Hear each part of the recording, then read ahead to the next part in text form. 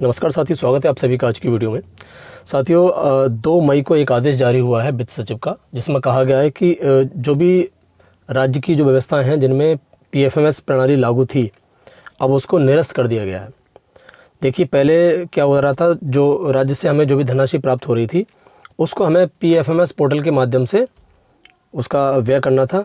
तो उसमें बहुत सारी दिक्कतें आ रही थी। किसी का पीपीए जनरेट नहीं हो रहा था, या फिर पीपीए जनरेट करने के बाद जब बैंक में जमा कर दे रहे थे तो बैंक में उसका भुगतान नहीं हो पा रहा था।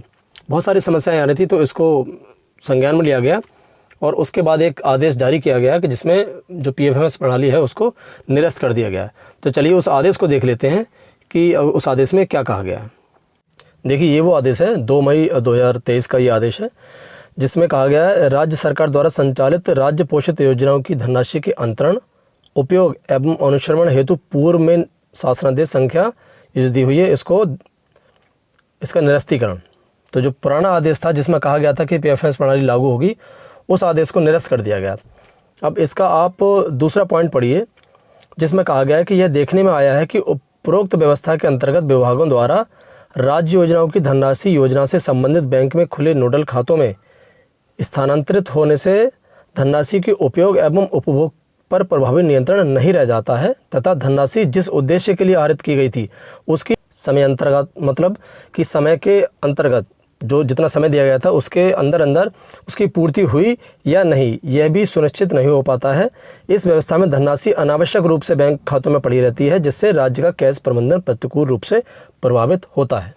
इसीलिए जो पीएफएमएस व्यवस्था थी उसको निरस्त कर दिया गया। अब कौन सा आदेश निरस्त किया गया था, उस आदेश को भी एक बार हम देख लेते हैं। देखिए, ये वो आदेश था 5 अप्रैल 2022 का। इसमें आप संख्या भी देख सकते हैं।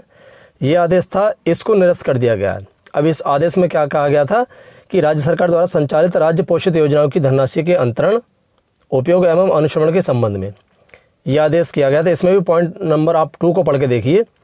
इसमें जो दूसरा पॉइंट है उसमें कहा गया है कि राज्य सरकार की ऐसी योजनाएं जिनमें विभागों द्वारा बैंक खाते में धनराशि अंतरित करते हुए व्यय किया जाता है, ऐसी योजनाओं की धनराशि के अंतरण, उपयोग एवं अनुश्रवण के संबंध में पीएफएमएस के माध्यम से व्यवस्था लागू की जाती है। तो अब इस आदेश को, जो कि पुराना आदेश है 2022 का 5 अप्रैल का, उसको निरस्त कर दिया गया है। अब इस आदेश के निरस्त होने के बाद क्या व्यवस्था लागू की जाती है, किस तरह से भुगतान किया जाएगा, जो पुराने एसएमसी खाते थे उन्हीं के माध्यम से भुगतान होगा या क्या होगा, उसके लिए बाद में हो सकता है कि गाइडलाइंस जारी की जाएं। लेकिन फ़िलहाल जो पीएफएमएस की व्यवस्था लागू की गई थी उसको निरस्त कर दिया गया है। तो साथियों, इस चैनल पर आपको विभाग से संबंधित जितनी भी सूचनाएँ हैं वो उनको हम आप तक पहुँचाने का प्रयास करते हैं। तो अगर वीडियो आपको पसंद आ रही हो तो आप चैनल को लाइक कीजिए और सब्सक्राइब कीजिए। Thank you so much.